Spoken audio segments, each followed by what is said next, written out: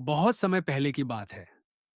संतों की एक मंडली हरिद्वार से द्वारका की यात्रा पर निकली थी।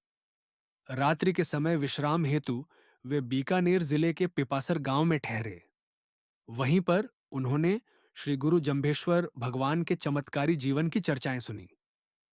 उन संतों के महंत लालदास जी ने अपने एक प्रमुख शिष्य को भेजा कि वह जाकर सम्राटल धोरों पर रह रहे श्री गुरु जंभेश्वर जी से भेंट करे और उनके विषय में अधिक जानकारी प्राप्त करे। जैसे ही वह शिष्य सम्राटल पहुंचा, उसने देखा कि गुरु महाराज तप्त मरुस्थल की रेत पर बिना आसन के ध्यानमग्न अवस्था में बैठे हैं। उसके मन में अनेक प्रश्न उठे। यह महापुरुष बिना आसन के इस तपती रेत पर क्यों बैठे हैं? कौन है ये? उसने गुरु महाराज से पहला प्रश्न यही किया। तभी श्री गुरु जंबेश्वर भगवान ने अपनी दिव्य दृष्टि से उस साधु शिष्य की सभी जिज्ञासाएं जान ली और एक अत्यंत रहस्यमयी, मार्मिक और ज्ञानप्रद शब्द वाणी का उच्चारण किया। यह शब्द वाणी श्री गुरु महाराज के 107वें शब्द के रूप में वाणी संग्रह में प्रसिद्ध है। सहजय शीले सेज बिछाइयो। मैंने अपने सहज और सरल स्वभाव से, बिना किसी विशेष साधन के, यह ध्यान की सेज रेत पर बिछाई है। उन्मन रहा उदासूं। मेरा मन इस संसार से विरक्त हो गया है।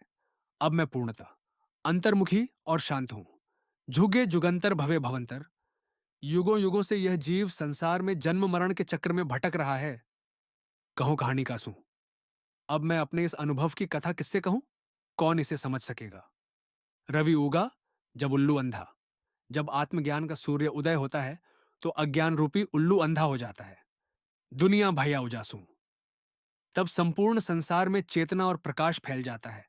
सतगुरु मिलियो सतपंथ बतायो। जब मुझे सच्चे गुरु का सान्निध्य मिला तो उन्होंने मुझे सच्चा मार्ग बताया। भ्रांत चुकाई, सुगरा भयो विश्वासू। मेरी सभी भ्रांतियां मिट गईं और मुझे सच्चे ज्ञान में विश्वास हो गया। जहां जहां झाणियों तहां प्रवाणियों। जहां जहां मैंने अपने आत्मस्वरूप को पहचाना, वहीं वहीं मुझे सच्ची उपस्थिति का अनुभव हुआ। सहज समाणो, जहीं के मन की पूंघी आंसू।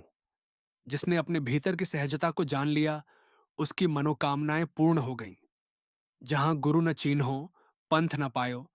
जहां गुरु की पहचान नहीं होती, वहां जीवन की सही राह भी नहीं मिलती। तहां गल पड़ी परासू। ऐसे स्थान पर साधना व्यर्थ हो जाती है, जैसे राख का ढेर।